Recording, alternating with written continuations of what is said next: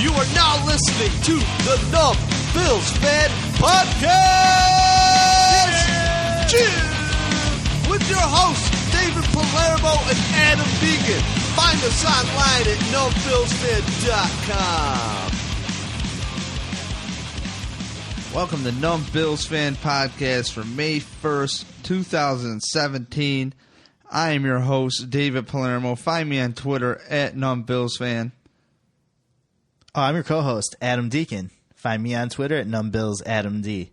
I didn't know if we were recording or not. You looked like you were having trouble over there. You look confused. You all right? We're all right. We got the dogs in the room today, so if you hear any heavy breathing, don't worry. It's not Deacon. It's just my dogs. It might be Deacon. It might be me, but I wouldn't ever admit to it. Essentially, we have a tornado watch here in Rochester, New York, and I ain't scared. I could tell when there was lightning because my one dog, she's a princess. She's a pit bull mastiff mix, and she just starts panting really loud. Like she has a name. It's Belle, a.k.a. White Dog. Yeah, a.k.a. named after Beauty and the Beast. No, it's not Bella. It's Belle. That's it. B-E-L-L-E. Get it straight. But well, I mean, you are like...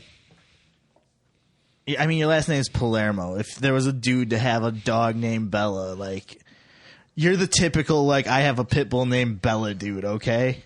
I'll admit, though, she is annoying the hell out of me right now. Like, you gotta lay down. We're not, this isn't your Come on. Lay down. This isn't your show. Come on, Davey Marinero. We got a podcast to do. Lay down, honey.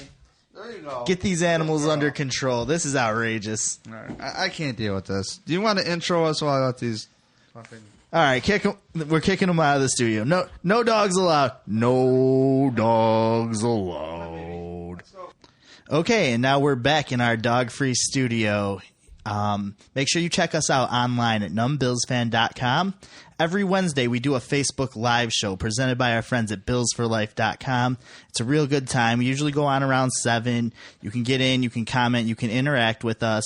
So make sure you check that out. Our past episode's up now at our website. Check that out. Hit our Facebook page. Give us a like. You'll get a notification when we go live. And it's the most fun we have with this whole thing.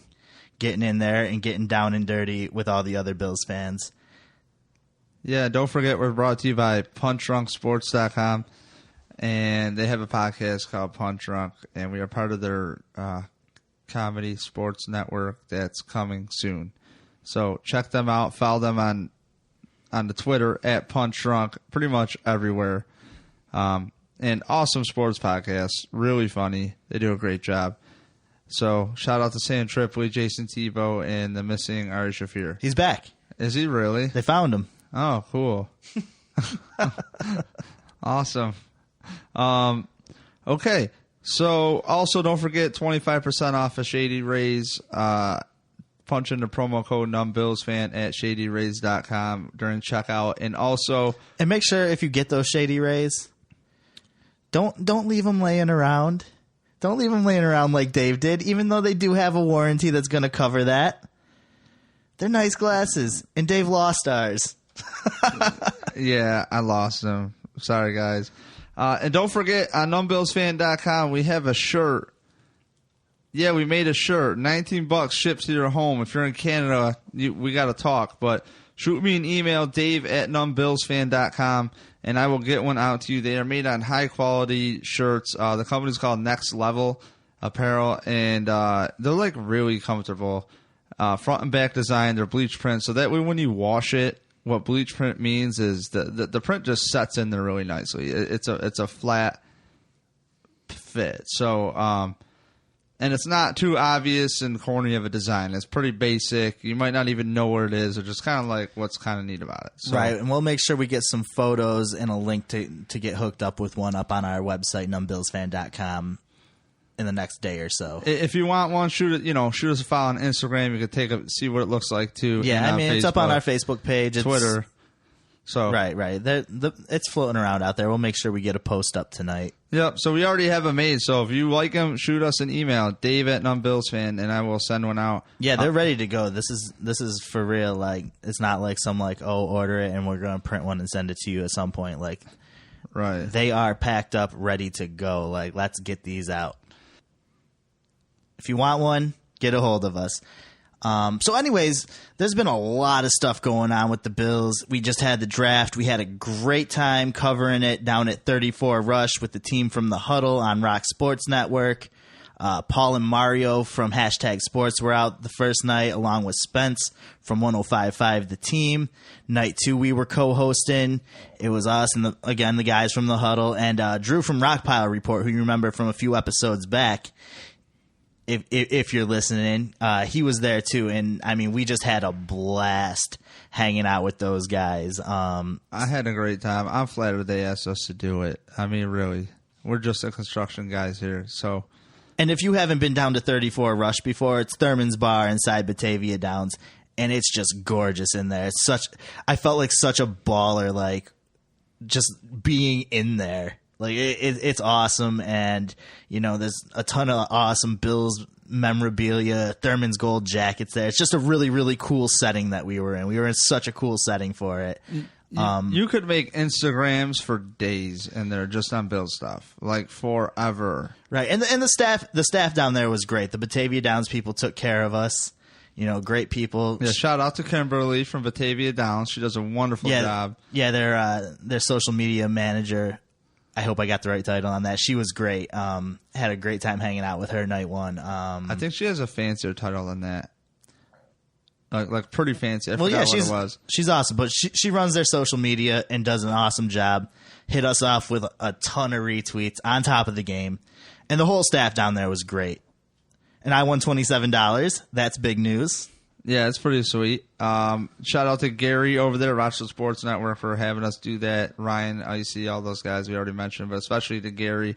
Glad to be a part of it. But we had a great time talking about the draft, which, wow. I mean, we can touch on that. And then, there was a shakeup the day after. You know what? Why don't we start off with this? You got on the line on WGR yesterday with Nate and Ryan, and it was a great few minutes of Bills talk. We got the clip lined up. Why don't we go ahead and play that back? But let's go to the phones. I've got a guest who's clamoring to get his thoughts in here. Dave Palermo from Bills Fan Podcast. Enjoy his work. So I'm going to let him get on here and talk with us. What's up, Dave?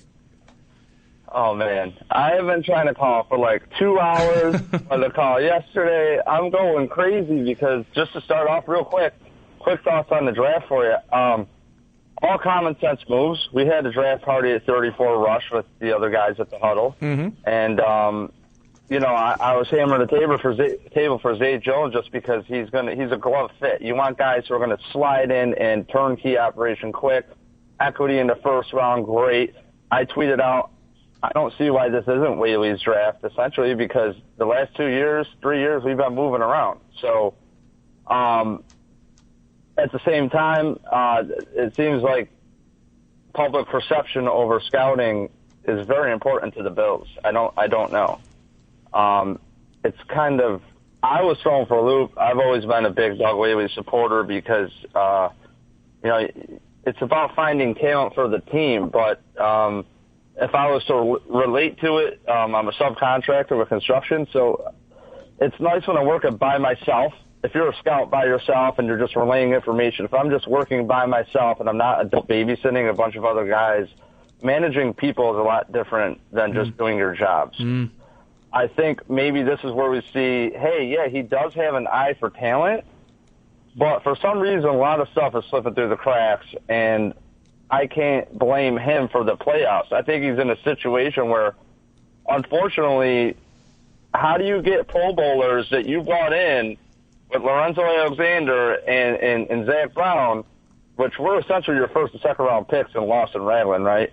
And they make the Pro Bowl, but your defense is absolutely horrible. That's on coaching. That ain't on Whaley. So if it was a hard decision for Pagula to make, and you guys touched on an extension a year ago, I'm honestly a little bit rattled Is that weird to think that way? No. And Dave, I thought the comparison with your job, I thought that was spot on, man. Because it's easy to be a boss and be working on a project and be good at what you do, but it's a totally other thing to have people who maybe aren't on the same level as you, and you're forced then into a managerial role where you have to sort of guide, and I thought that was a great comparison, so bravo on that one. But yeah, man, I agree with a lot of what you just had to say, and we're at a point where I don't necessarily think that you're wrong to be a little bit rattled about this decision, but I think the points that you laid out there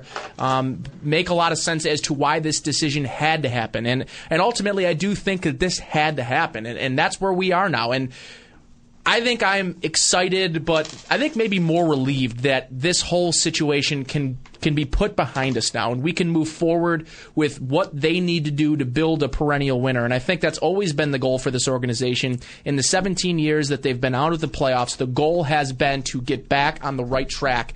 And the one mainstay that has been here is the fans, and I think they deserve more. And I think what you wanted to see from Pegula today is knowing that this is a decision that had to be made, as difficult as it was. It had to be made, and it was made, and I tip my cap to Terry and Kim Pegula.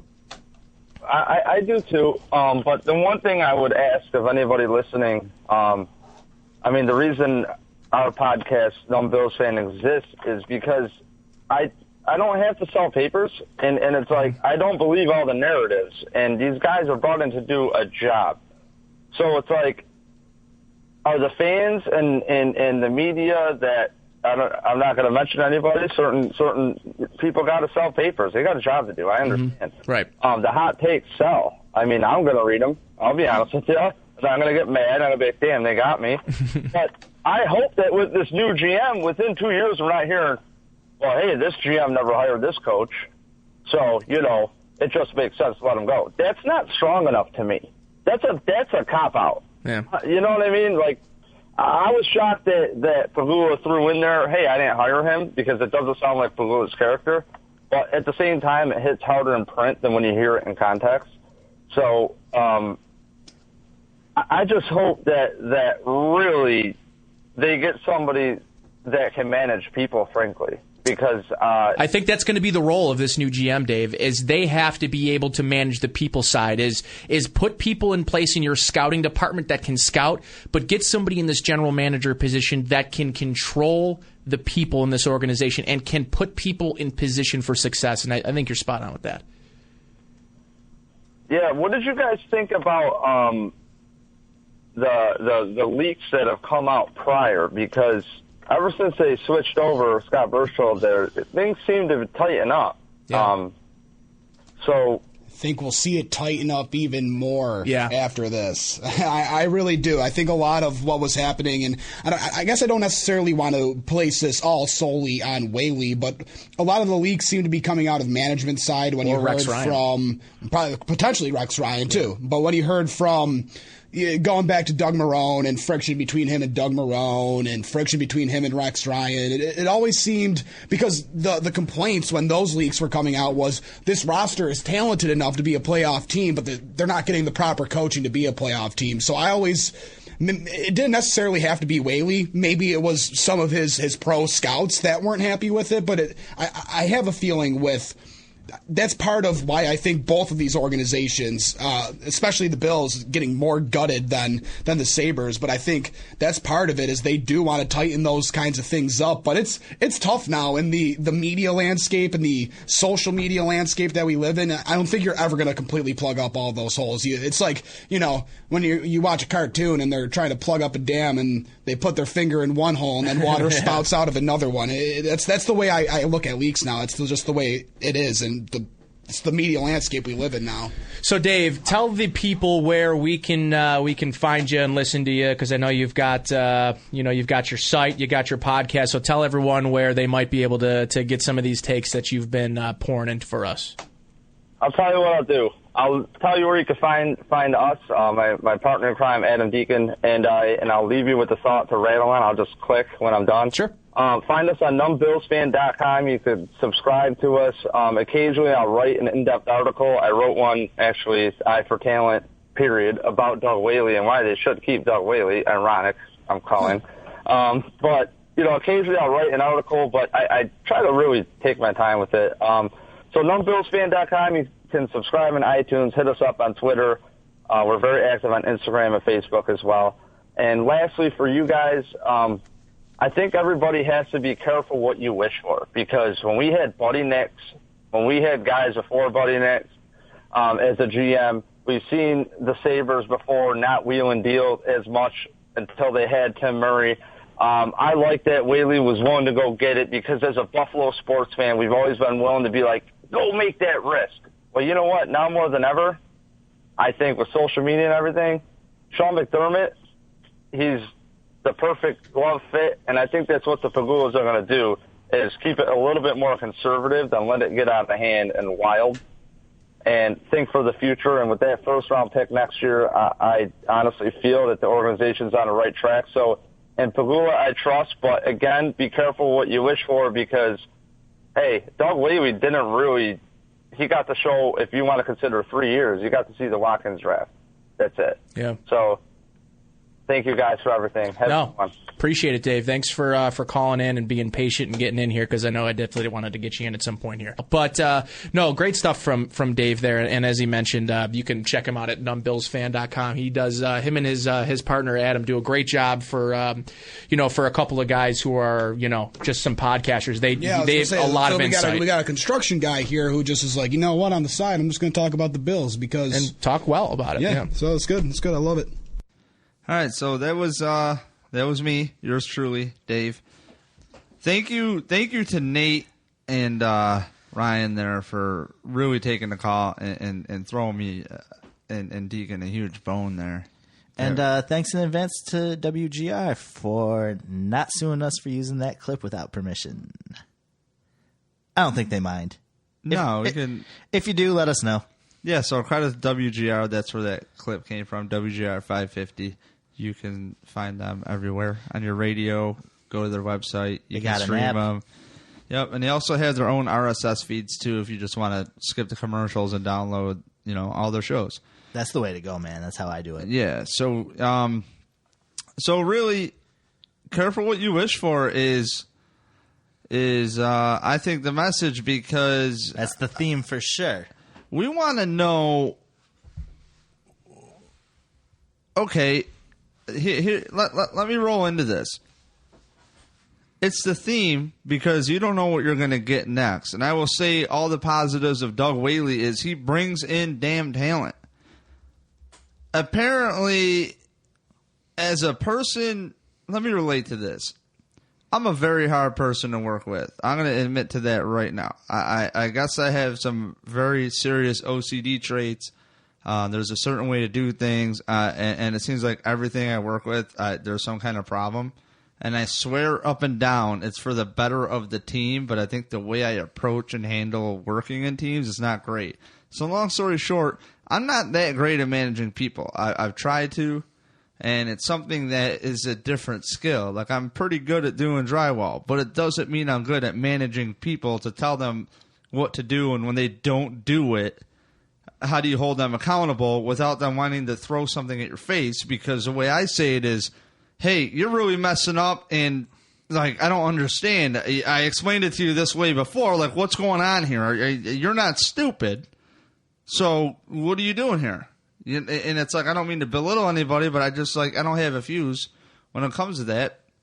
So it's like a select group can actually tolerate me. So thank you to those who do. Looking at you across the table. For now. But true story is Doug Whaley could be really good at finding talent, but he might not be good at working as a team. And if you listen to Terry Pagula's press conference, he mentions we want to collaborate. We want to do things together.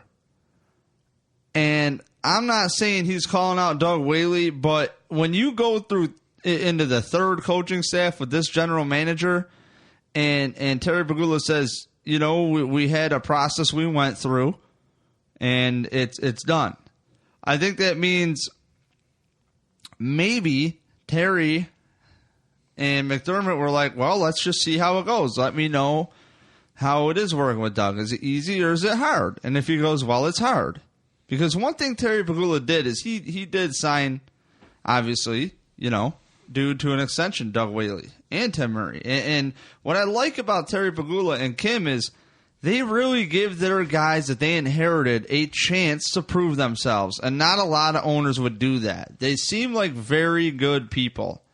Unfortunately, in a turn of events, some things happen where, okay, somebody says, Russ Brandon, don't let Rex leave the building instead of hiring Hugh Jackson.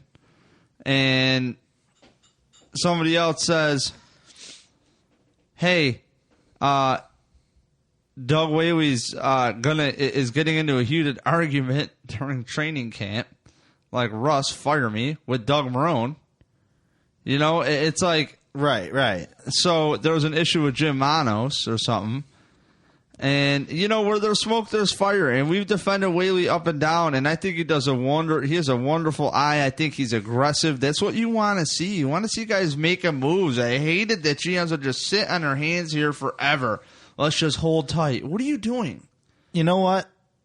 I'm just gonna throw this out there.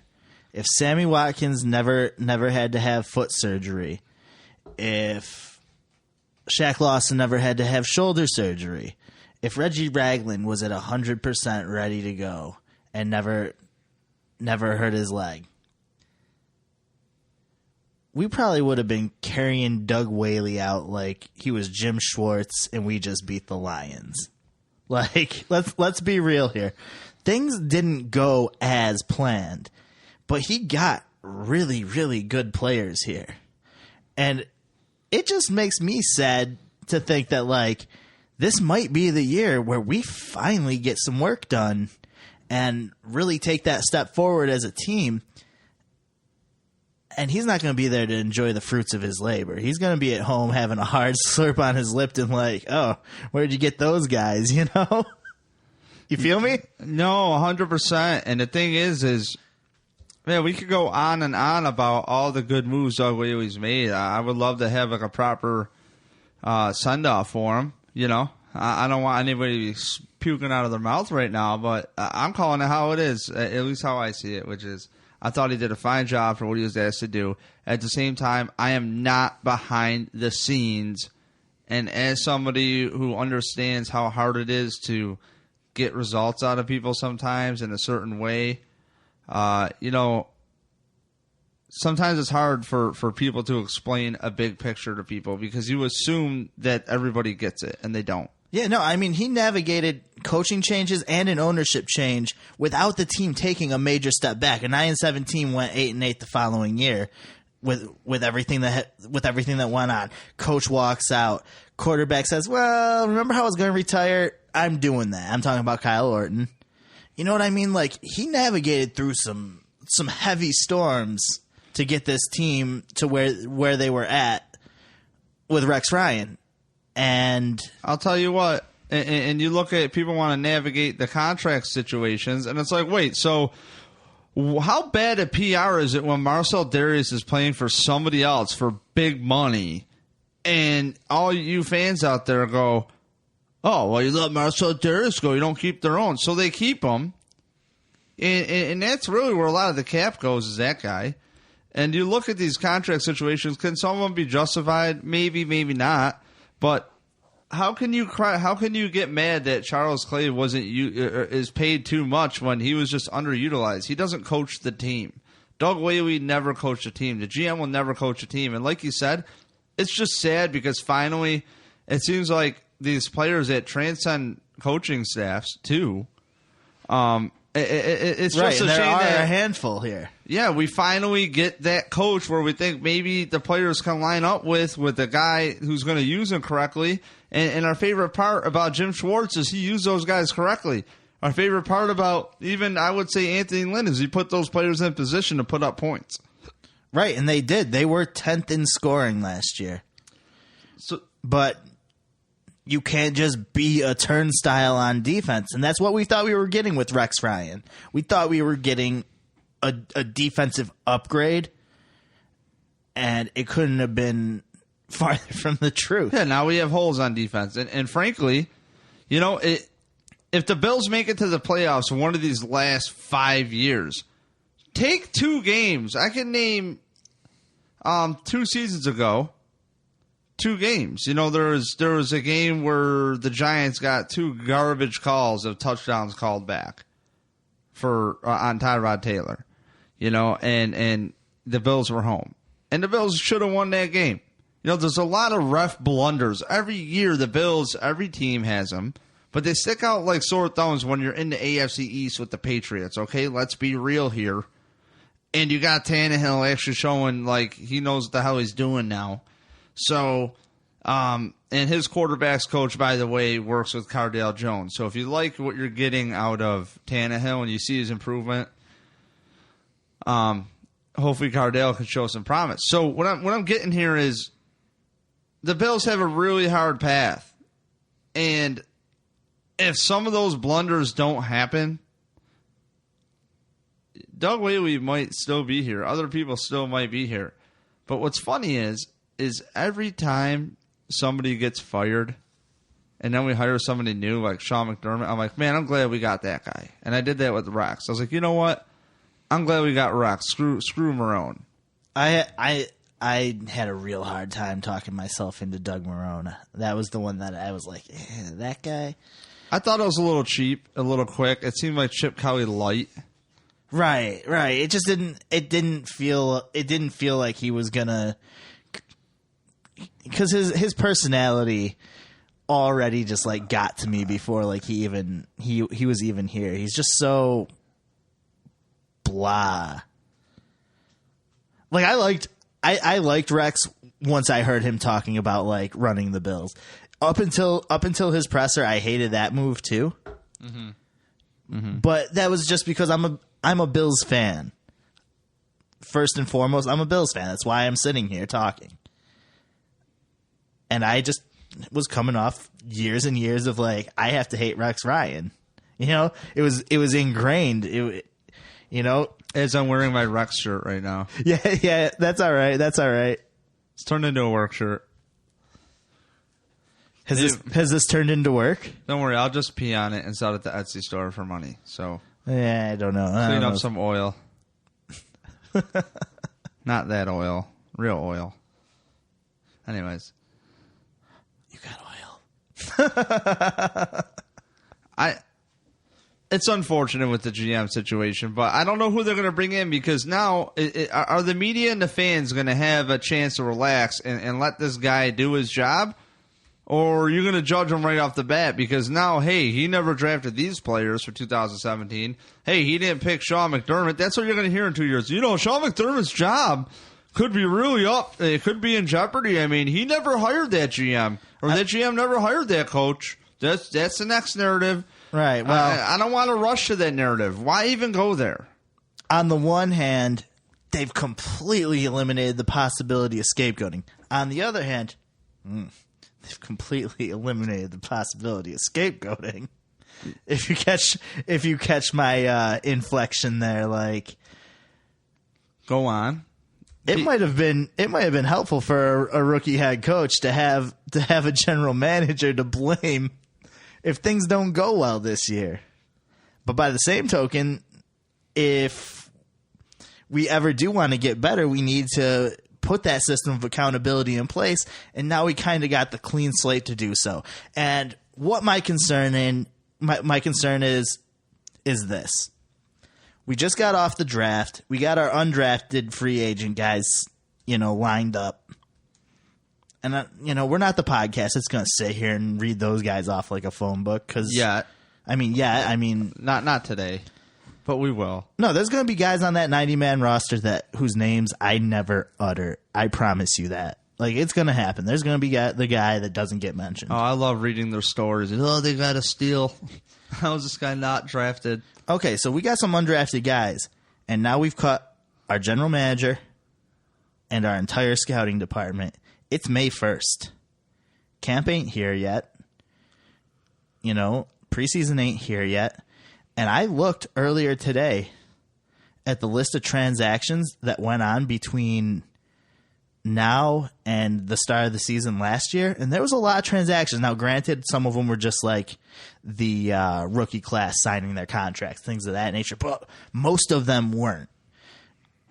And to think that we are all set with our 90, our 75, then our 53, like, I feel like that's something that needs to be monitored closely at all times. That guy if somebody who's worth a shit hits the market, I want to be the first ones to know.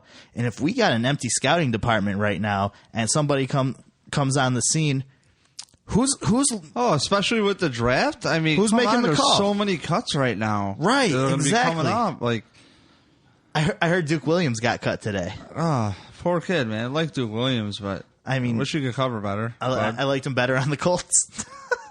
Oh, sorry, Duke. Yeah, dude, it is what it is, dog. It's a weird thing right now. It's like, who's bringing in the talent? Sean McDermott, right? Which honestly, I would trust him to it if they're giving him the keys to the car. Dude, this is what you want. You want to bring in your guy from Carolina who they're interviewing.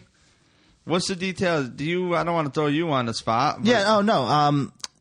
The rumor going around is they got Brandon Beane, who's the assistant general manager of the Carolina Panthers, which is, for anyone who doesn't know where Sean McDermott came from, if you're listening, like, obviously you have a vested interest in this team and know that. But he's been the assistant GM down in Carolina since, I believe, 2015. I'm sorry.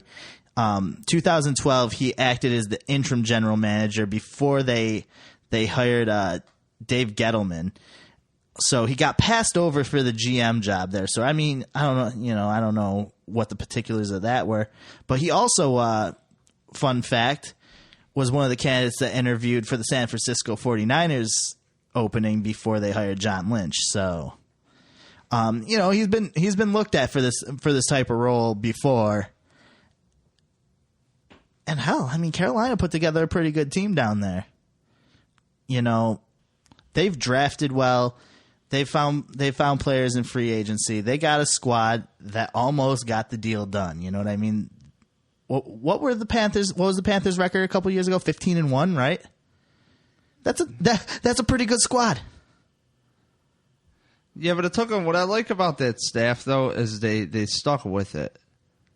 So I would be careful with that. I would test it first before it blows a fireball in your mouth. So I thought that they really they stuck with Ron Rivera down there, and that's cool because that means they're in for the long haul. At the same time, it's really hard for me to.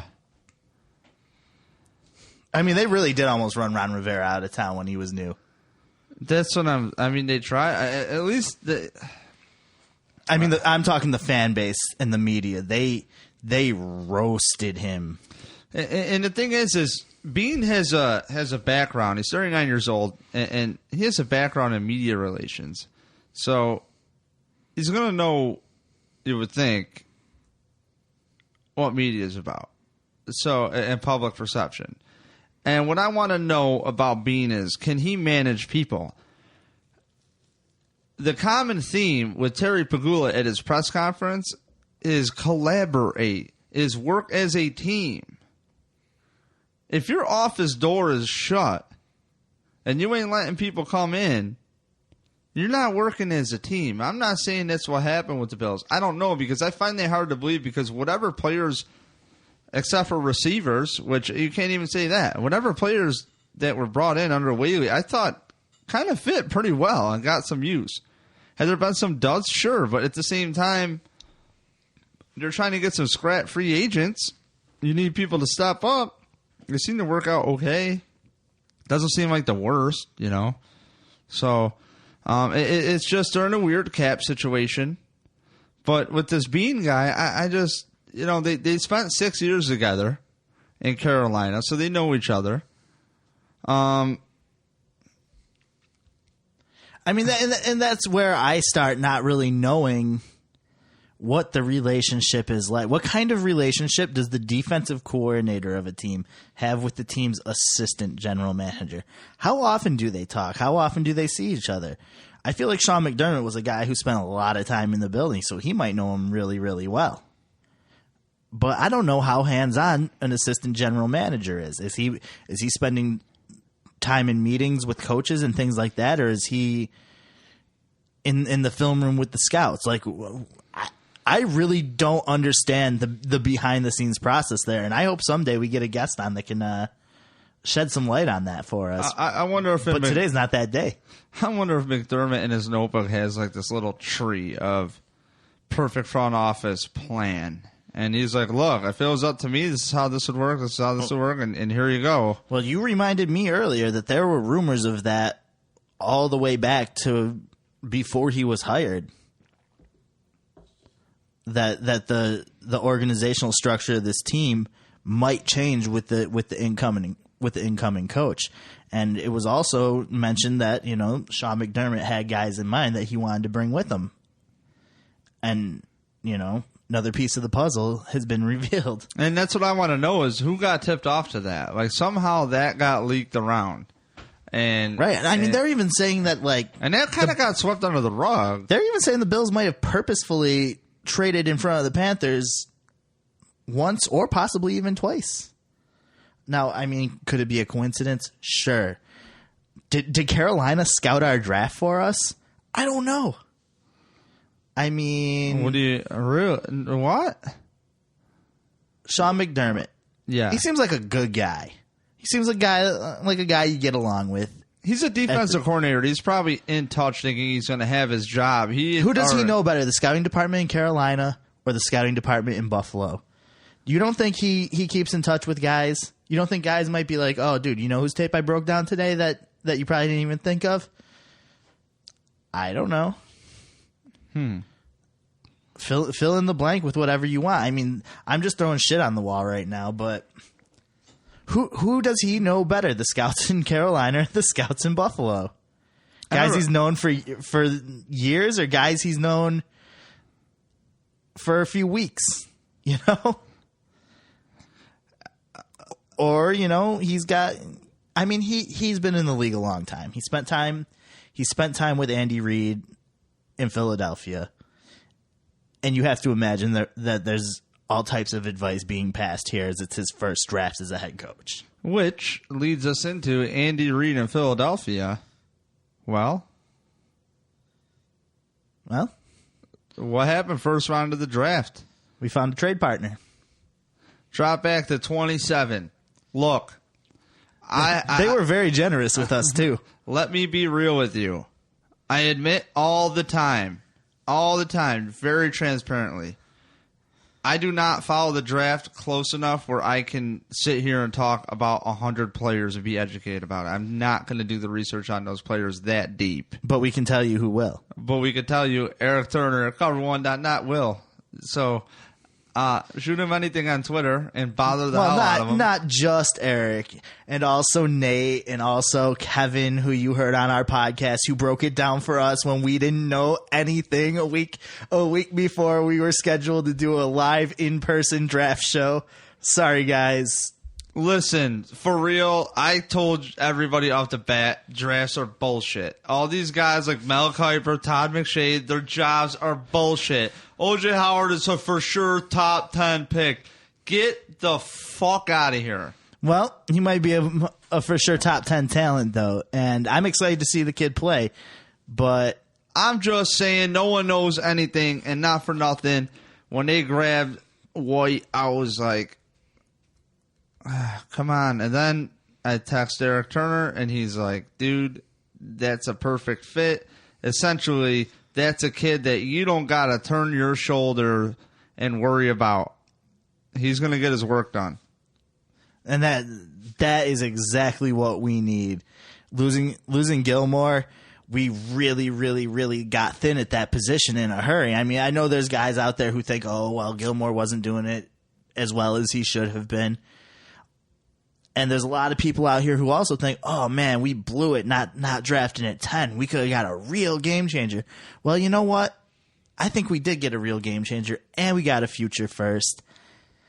And I think with our current situation, new coach, now we're going to replace our whole scouting department, our whole, our front office is in pieces. I almost think it's better that we got a guy at 27 instead of a guy at 10, because in between those 17 picks there, you alleviate a lot of pressure on this young player.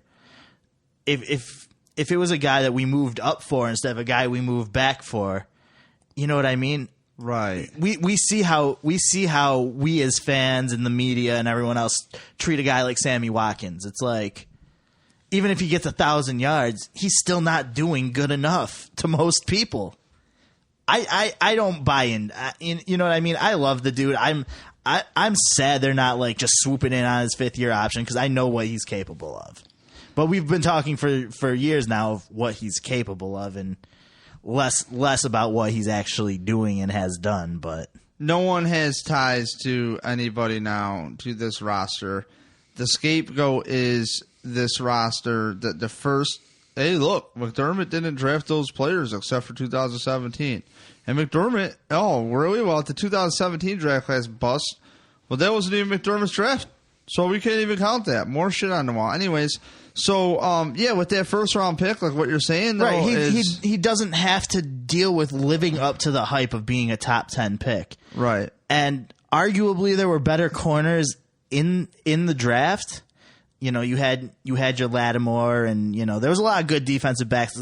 The safeties Hooker and Adams are both immediate game changers. Yeah, but for the scheme, he's ranked pretty much number 2 or number 3. And honestly, some people say he was the single best fit for the Bills defense. Right. And you look around, long arms. You look around, and some of these outfits that usually give the Bills a real hard time are giving us A- and B+ grades on this draft. The Sports Illustrateds of the world, like the ESPNs of the world. Mel Kiper and Todd McShay usually don't have anything nice to say about us, and they're both loving this draft.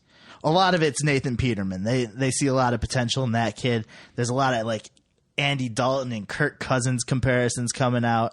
And for where we got him in the draft, I'm very, very, very happy with. I'd rather have that kid where we got him than a Mahomes in the first or the second any day.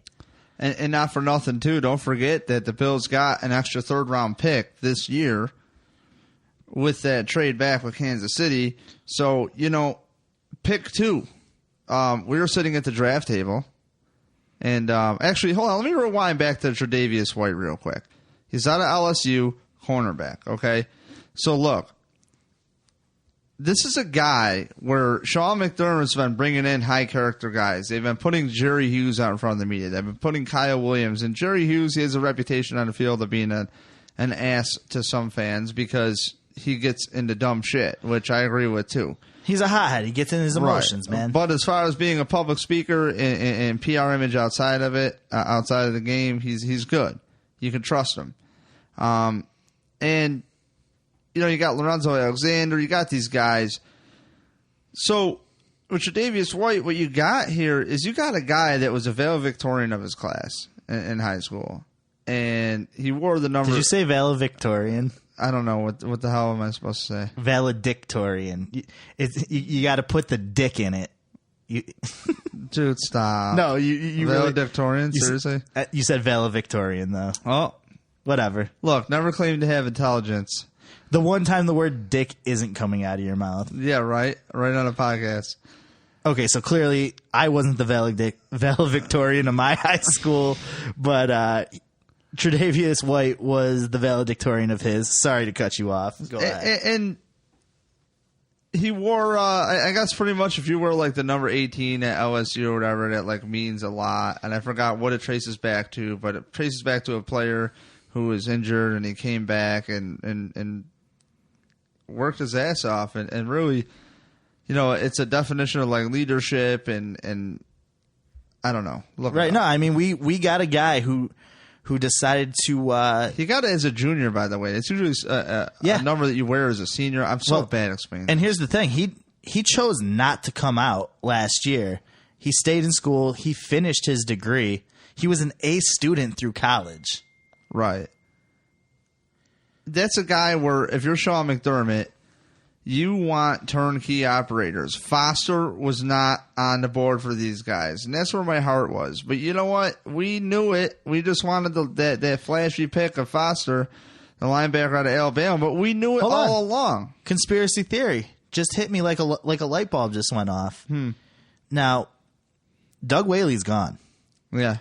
There's been rumors today that Sean McDermott removed players from the Bills board. And maybe that's where the fundamental difference of philosophy comes into play. Maybe Doug Whaley, looking at some of his past moves, was like, let's get this Foster dude. We can get him at a deal. And McDermott was like, nah, I don't want to deal with that shit. And maybe that's the type of thing that ultimately created the clean out in the Bills front office. That's just one angle that just hit me like a ton of bricks while we were talking about it. What if it was those kind of names on the draft board that actually came down to being the point of tension? And it's kind of funny that now that that's coming out that McDermott just crossed the names off the list. That means that somebody in that room leaked that. So somebody in that room is not there anymore. And maybe it's as simple as there was a leak and they couldn't put their finger on it. I wonder if they had a camera in the draft room at all. Did they this year? I haven't even seen any video of the draft room. Did they? I haven't been looking, though, honestly. Did they? I really wonder about that. Because if they didn't, that tells me that maybe Whaley and them weren't even there. They had to have been. I don't know, man. They had to have been. I mean, because I saw the video of him like meeting Tre'Davious White and all that, shaking his hand and giving him what? Doug Whaley? Yeah. Really? Yeah. Okay. I mean, I believe you. I mean, he was in the building as of Friday morning. Right. So he was in the building as of Sunday morning, and then he was asked to leave. So you have a turnkey operator here if you're Sean McDermott, a guy that's going to come into your defense. He's going to put in the work. You don't need to worry about him. Done. Tre'Davious White, right? Yes, done deal. Yes. And so we end up at Batavia Downs. We're doing the draft show, and we were there for day 2. So we're talking day 2 picks, and for some reason, as much as I don't bother with the draft lately because, like I always say to you, I get caught up within 2 weeks. It's like there's only so many. I don't trust these guys like McShay and Kuiper because there's so many guys are just wrong. You don't know anything. That's like, if they're so good, why don't they have jobs? I want to hear from guys like Gruden. I want to hear guys who have been in the business, guys who are scouts or former scouts talking about this talent. And I understand that they watch enough tape where they can learn, so I can't discredit them. You could definitely, they're right on a lot of things too. But I'll say Zay Jones kept standing out. And he's got great hands, man. And if you want to talk glove fit, we're talking Zay Jones. His coach from East Carolina is with the Bills. So if anybody has an inside track on him, it's his own damn coach. So, if the scouting staff hits, here's the problem with Zay Jones. How come he's not doing this compared to what Mike Williams or Corey Davis would do? So, in a way, think it over. Well, Zay Jones didn't do this because it wasn't asked of him, or no, he can. It wasn't asked of him, or insert whatever questions you want to ask. I think it was a great pick. You know what you're getting out of the player. When you're a college coach, a positional coach of a player, come on, you have a lot tighter of a bond with that player than an NFL coach does to the player. So, for me, I think that's another glove fit. guy. I agree with you. Turnkey fit right into what they're. You don't have to worry about them putting into work. That's what they're setting the theme here. Everybody here is going to come work at the Bills.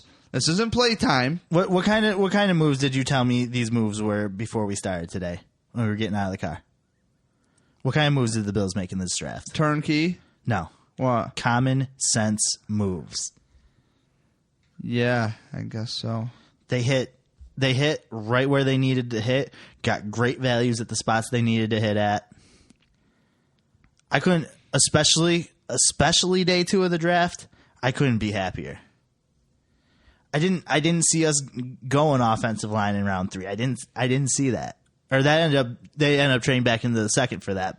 I didn't see them trading up or taking a interior lineman that day, but you want to talk about Deion Dawkins for a second? You want just take this opportunity to slide right over there? Yeah, you want to lead it off? Well, here's what's up, man. Talented kid, and they're saying that he might be able to just kick right outside and push Jordan Mills for the starting right tackle position, which any Bills fan that takes the time to post on social media will tell you he just hasn't been playing good enough, or at least to most people's eye. Most of these are untrained eyes. I feel like he's been average or slightly above most of the time. Mm-hmm. But I want to see an upgrade there. And I almost feel like this move is genius. And here's why. John Miller, we had too good of luck with him. He barely missed any snaps last year. He was in there for almost every single down up until I think like week 14 or 15 before he like actually missed one. But very, very reliable nonetheless. Same thing with Richie. Richie was out there just pounding. But behind those guys, you have Groy, who when Eric Wood went down, he had to step right in. And behind Groy, the drop-off is immense. Until now. Now we got Deion Dawkins, who sounds like he's a pretty versatile player as well, just like Groy. I don't know that he's ever played center, but they're saying he can play interior or on the end. So I'll tell you, he was a full-time 3-year starter at left tackle. So right. What I like is you got to wonder, can he? Do they know if he can play right tackle? I don't know. That's what I'm wondering. And again, we talked about it before. It's unfortunate to assume that guys can just go opposite sides. Right. I mean, see, we saw Cyrus Kouandjio. We saw Cyrus Kouandjio flop when he tried to do so. But I like that, like, we don't have that drop off behind Ryan Groy now. And if he does have to step in for Eric Wood again, or if something happens with John Miller or Richie Incognito, who again were so reliable last year that you almost feel like it's too good to be true. I think this is a right tackle. It's got to be, right? You're bringing him in for figure it out. And who knows? Injuries happen. I don't have a beef with this pick at all. Now, was it worth trading 2/5 to go up to get him? That's something that Eric Turner and I were messaging about, and he seemed a little bit upset about. Because if this draft is deep into the 5th and 6th round of cornerbacks, you kind of think, and linebackers, bring him in. But the deal is, we talked about this draft before, and we're not ones to pat ourselves on the back, but we can tell you that we did say they are drafting for need this entire draft, and not for nothing. They got their needs. And any draft quote unquote experts out there that mocked Deion Dawkins to the Bills, let me know, because I didn't see that. If you got him, let me know, and you're probably a lucky piece of shit, but let me know. And he was projected to be a round 2 draft pick, according to NFL.com. Deion Dawkins, 6'4", 34-inch arms, 314 pounds, 9.78 hands. That's a big dude. If you can swap those 2/5 for a guy that's definitely going to be a contributor instead of 2 guys that might be contributors, I guess you do it. I'm not a scout. I wish I knew a little bit more, because I would like to know, is this guy that good of a dude? Is this guy that good of a turnkey operator here? Because if I'm not mistaken, wasn't he, I could be totally wrong, but a name I was looking at was Antonio Garcia. and I believe the Patriots picked him up. So I wasn't sure if Antonio Garcia was drafted after Deion Dawkins, because when I was updating the tracker when we were live, it felt like Antonio Garcia was still there. So sorry if anybody's screaming right now, oh, you don't know what the hell you're talking about. You're right, I don't. So I guess I don't know what I'm talking about right now. This kid's an athlete. Deion Dawkins here, he was a defensive tackle. So that's a total opposite movement to go to the offensive line. And that happens.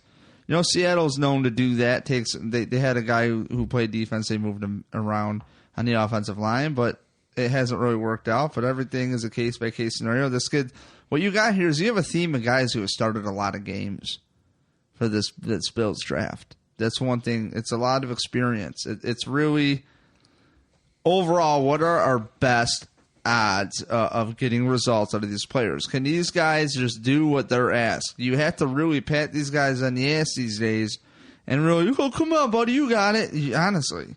So that was pick number 63 was Deion Dawkins, okay? The Bills did not have a pick till pick 5, 163. Let me tell you something. I was so bored listening to the draft. 4th round, I was like, this is driving me crazy. What am I doing with my time? So look, Matt Milano is from Boston College, and he's an athletic dude too. And everybody says, we were talking about a 34 rush. We introed the show for the draft night, and check that out, by the way, on Rochester Sports Network's Facebook page. And also, it should be on channel 18 in Rochester sometime. So check your local listings. It should be replaying up there if it hasn't already. And I'll be honest with you. Like, I'm not going to be honest. We were talking during the draft about, like we introed the show with hey, this draft is about equity. It's about needs. It's about everything underneath the sun. And if you were to list out their needs, you got 2 linebackers in this draft. Matt Milano, and they drafted him at 163, and then at 171 followed him up with a quarterback. So what's that tell you? Either they, as a PR move, maybe wanted that linebacker and figured that Peterman would be there. I don't know.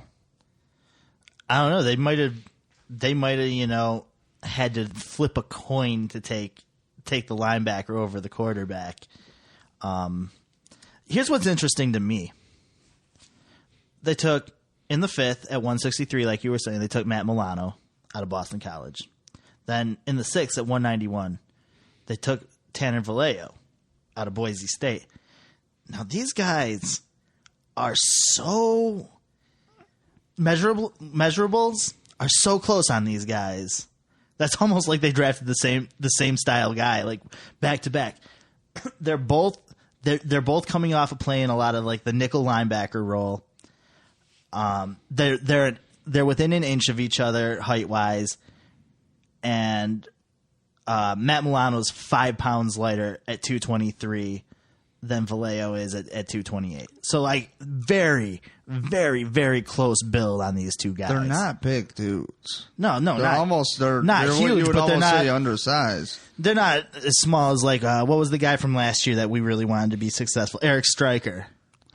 Right. It seems like these are. I mean, am I totally wrong? This is the most asinine thing in the world too.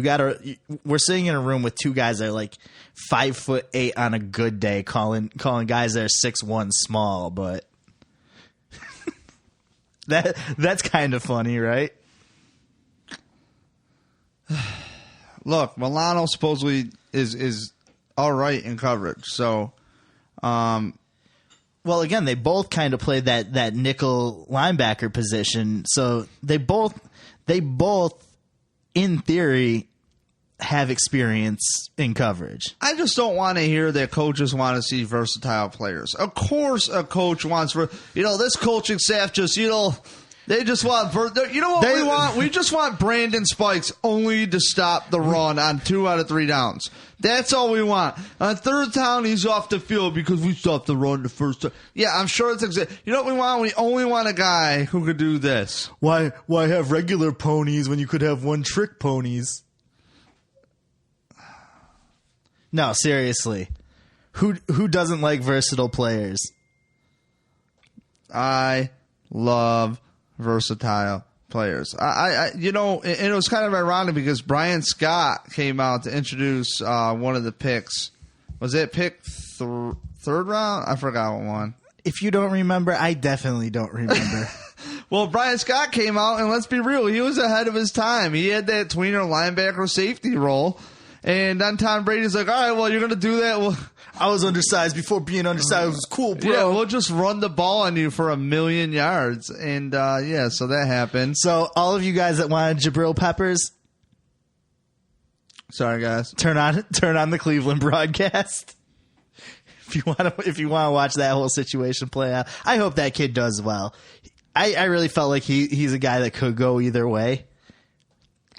But he was so talked about that there's so much hype that he's just going to drown in it, especially in Cleveland. All right, I have an idea for you. So real quick, I want to talk about Nathan Peterman. Now, Eric Turner and I, we were out on the phone. Eric Turner from Cover One. I was on the phone with him during, while you went into the draft to help set up the draft party. Oh, you mean while I was doing all the work, you were in the van on the phone? Yeah. Anyways, so, I was being Italian. Whoa, way to stereotype, man. Yeah. Okay. Anyways, so, I'm not talking about my hands right now. I was on the phone. I was on the phone with Eric, and I was like, man, TJ Yates is a stick to the roster, and yada yada yada. And so I don't see the Bills draft a quarterback because I was talking about Chad Kelly, and he's like, Chad Kelly is pretty talented. I have every reason not to like Chad Kelly, but if there's one thing Chad Kelly does well is he plays football, yada yada yada.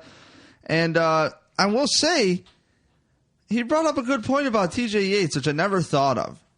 The Bills are interested in Hoyer first, okay, and then after Hoyer, the Bills went after TJ Yates. But I told Eric, I was like, well, TJ Yates has been in talks with Rick Dennison since the offseason started. So, since he went to the Bills. And for some reason, I thought that TJ Yates would be, we were praising him as, oh, dude, he would have. I think the Bills nailed the backup quarterback position. He knows the position, et cetera, et cetera. I think of Nathan Peterman, and especially if Cardale Jones shows that he could be the backup this year, I think TJ Yates is gone. That's pretty much after talking to Eric Turner that it's the same thing. So I mean, he might just be there to help with the language at camp. You never even know, right? And you know what? If he serves that role, that's fine. And I'm sure TJ will be a professional and just do that. And he's totally down with that. So I'm really excited the Bills brought in Peterman. They did a nice, Eric Turner and them, they did a great piece, him and Nate Geary. Yes. They did a great piece on cover1.net.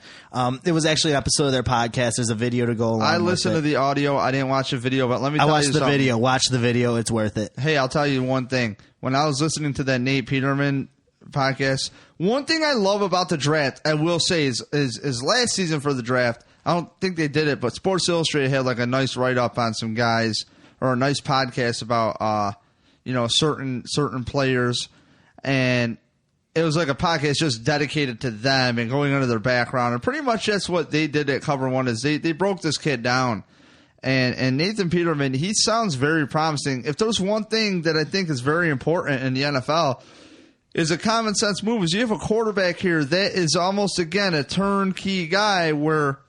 Guess what's happening? He can run a pro-style offense. You should be able to slip him anywhere. You should be able to do a lot of things with Nathan Peterman. He's one of the more accurate quarterbacks. So, quarterback sells. That's why a lot of people think that where the Bills got him in the 5th round. McDermott said it. He's just sitting there. How do you not? I mean, they say he's an anticipatory thrower. And honestly, if he has good accuracy already, I would rather him be our project guy than Cardale Jones, because we've seen what happens when you try to teach accuracy to a guy with a big arm. His name was EJ Manuel, and it fucking sucked. Eric Turner said it. You either got it or you don't. Wait, maybe he didn't say that. I don't want to quote him. But I kind of agree. A lot of people have said that. So if it wasn't Eric, it was definitely somebody else you know and have heard of. So, I mean, it's been said enough that you can find somebody who will tell you. Look, you got it or you don't. This is the big leagues, dog. I can't wait to see what comes on with this GM situation. Keep your eyes and ears open. Big nuts from the Pagulas to fire this guy, I think, with his track record of players. But in the timing of it, with really the Sabres going on, I mean, hey, let's go. I support him. It is what it is. I'm always going to be a fan, but I just hope that they make the smart move. I hope that it works out. You know what? I think they just took a look at it and said, you know what? Both of these teams need help. And it's going to be a bumpy ride, but let's just get it over with and get through it and then put it all behind us and hopefully look back and say, hey, we did the right thing.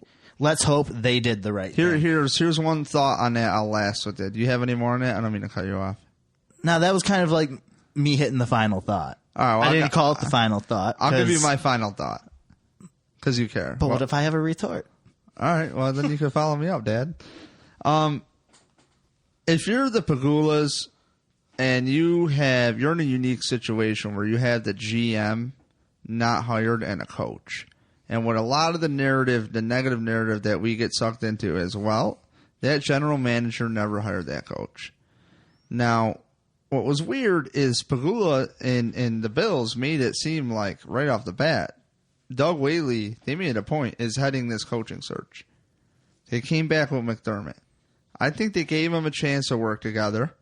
Reported back, yeah, dude's hard to work with, something like that. Maybe, maybe not. And then, maybe your draft scenario.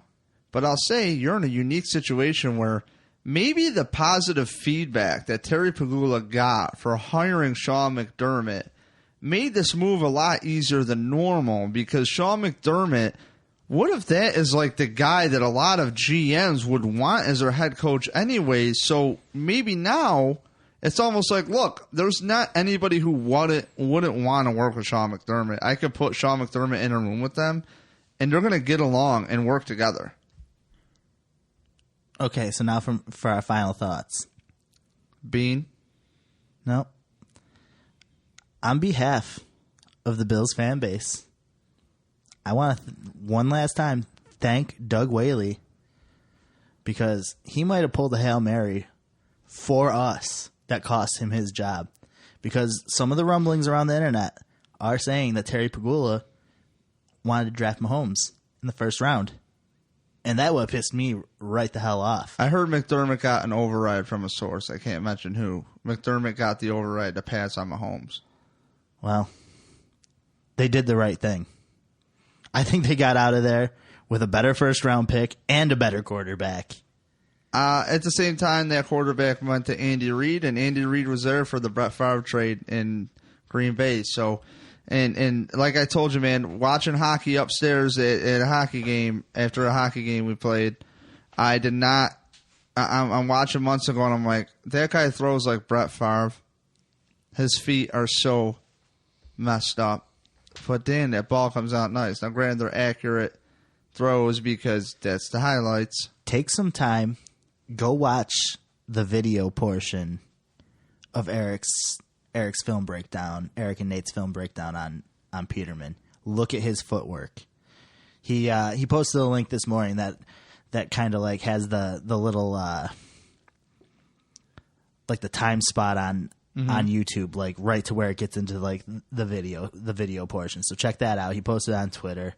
For those who don't know, that's at Cover1Bills. Make sure you give that account a follow. You'll be a smarter football fan for it. Cover1.net. Good guys. Don't forget, we got shirts for sale. If you want to support the podcast, we are, it would help us immensely. $19 shipped. Shoot me an email, dave@numbillsfan.com. Just give me about a week to get them out. I might have to get some made, but I will keep in touch with you ASAP. I know we have some emails in already. Just stocking it up. Trying to set up if you're here in the greater Rochester area, we'll even cut you a deal if you can meet up in person. Yeah. We're not that weird. Yeah, seriously. And tell your friends. And honestly, what we're probably going to do is I just got to finalize setting up the Etsy shop where you could just go on Etsy. We'll give you the link. Yeah, we'll probably even have it linked right from the main website spot too. On our website. So look for that. I'll get something up to at least show you it and tell you how to get a hold of us. And that's just the beginning. We'll have a lot more things coming for you that we're going to make. So we got some koozies on the way. Well, yeah, if you buy these ones. If you don't, though, we won't be able to afford it. So do it. Buy them. We need you to. We just want you to have some fun and wear some nice stuff so we can actually pay for our website and server. He's lying. We're almost out of weed. Oh, stop. We're always out. Anyways, numbillsfan.com. And don't forget, Wednesday, that's 2 days from now, Wednesday, 7 p.m.-ish, find us on the interwebs. It will be 7 p.m. this time. I do not have any hockey or anything. So, yeah, dude, we will be at Bills for life. We will be on time. So it's my turn to make us look like a couple of liars. Don't worry. I'll just go without you. And then you just walk in, hey, like Kramer, but not the racist Kramer, the cool Kramer. And, yep. So, yeah, BillsForLife.com presents it on our Facebook page, Facebook.com, NumbBillsFan. Follow NumbBillsFan everywhere. Shoot us a message. Shoot us a DM. You have any thoughts? Maybe if you're somebody that's kind of big time and you want to come on our podcast and you're hearing this, I don't care who you are, just hit us up, please. And either one of us, you can find me too at NumbBillsAdamD on Twitter and Instagram. The Instagram's fun. It's my kid and lots of pizza. And me at NumbBillsFan on the Twitter. So, look. And the Instagram. Yes. Also, lastly, 25% off Shady Rays at ShadyRays.com. Don't forget PuntDrunkSports.com. Thank you to everybody, especially the Punt Drunk guys for and everyone who's ever supported us, but especially those guys. Yeah, so thank you for the opportunity. We got big things in the future. We'll actually have an interesting podcast with the guy. His name is Kevin Elliott, and he is friends with Sam Tripoli from Punt Drunk, another fellow comedian. I believe they go on the road together. And he is an LA Rams fan, and he's an LA Rams fan from when the Rams were in LA the first time to when they moved to St. Louis and now back. So that will be an interesting off-season podcast to kind of get a good feel like about how is LA? How would LA be for football? So I'm looking forward to that. Again, keep us in the loop. Keep yourself in the loop. NumbBillsFan.com has everything up there. Thank you to everybody. Yeah. See ya. Bye.